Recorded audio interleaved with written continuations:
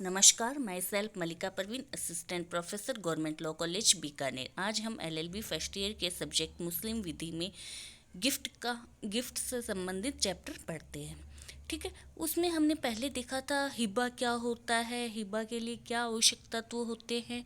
यानी हिबा को क्या कहते हैं, दान कहते हैं। ठीक है, गिफ्ट कहते हैं। ठीक है, हिबा किन परिस्थितियों में अखंडनीय माना जाता है। यानी एक बार गिफ्ट अगर आपने किसी को कर दिया तो वो वापस उसका खंडन नहीं किया जा सकता, या उसका रिवोकेशन। कौन सी ऐसी परिस्थितियां हैं जिनमें उस दान का रिवोकेशन नहीं किया जा सकता या उसका खंडन नहीं किया जा सकता।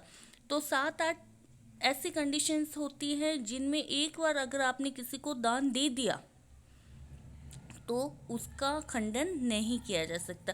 वैसे क्या होता है कि कब्जा देने से पहले दान का खंडन कभी भी किया जा सकता है, लेकिन कब्जा देने के बाद में दान का खंडन सिर्फ और सिर्फ न्यायालय की डिग्री के द्वारा ही किया जा सकता। लेकिन ये 8 परिस्थितियां ऐसी है या 8 सिचुएशन ऐसी हैं जिसमें न्यायालय की डिग्री के द्वारा भी हिबा को कैंसिल नहीं किया जा सकता या दान का खंडन नहीं किया जा सकता। फर्स्ट आता है कि यदि दान पति द्वारा पत्नी को या पत्नी द्वारा पति को दिया जाता है, यानी हस्बैंड वाइफ के द्वारा एक दूसरे को अगर कोई दान दिया जाता है, गिफ्ट किया जाता है, हिबा किया जाता है, तो उसका रिवोकेशन कब्जा देने के बाद में न्यायालय की डिग्री के द्वारा भी नहीं किया जा सकता है। सेकंड आता है कि दाता और दान ग्रहीता, यानी जो गिफ्ट दे रहा है या जो गिफ्ट ले रहा है, प्रतिष्ठित डिग्रियों में हो, यानी उनके बीच में प्रोहिबिशन रिलेशन हो, तो वो दान वो गिफ्ट वो हिबा कैंसिल नहीं हो सकता। थर्ड सिचुएशन ये आती है कि दाता और दान ग्रहीता की मृत्यु हो गई, यानी गिफ्ट देने वाला या गिफ्ट लेने वाले में से अगर किसी की भी अगर डेथ हो जाती है तो वो बाद में वो दान कैंसिल नहीं किया जा सकता या गिफ्ट कैंसिल नहीं किया जा सकता।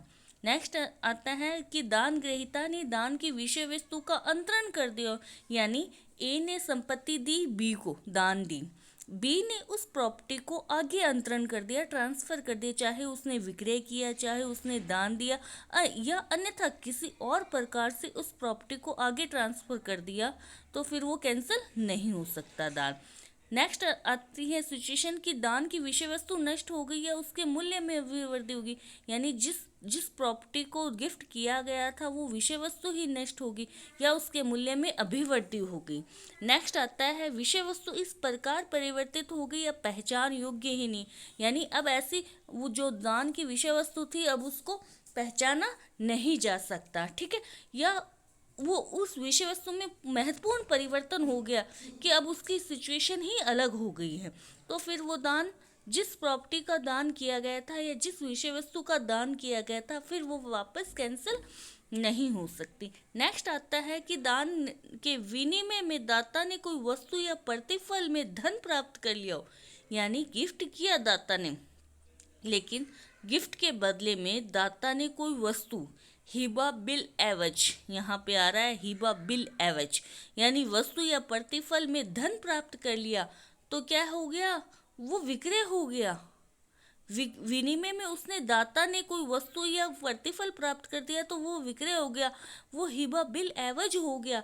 तो इसलिए इस प्रकार का के हिबा का या दान का या गिफ्ट का कैंसिल नहीं किया जा सकता।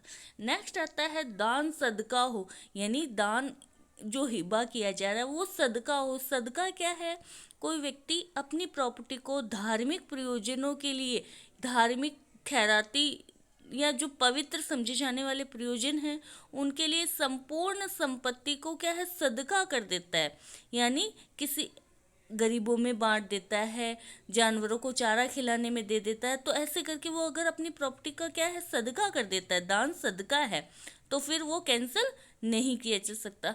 ये 8 परिस्थितियां ऐसी हैं जिनमें दाता द्वारा कब्जा देने के बाद में भी न्यायालय की डिग्री के माध्यम से, न्यायालय की डिग्री के थ्रू उस दान को या उस गिफ्ट को कैंसिल नहीं करवाया जा सकता। ठीक है, आई होप आपको समझ में आया होगा। अगर नहीं समझ आया तो प्लीज़ आप कमेंट कीजिएगा। Thank you so much.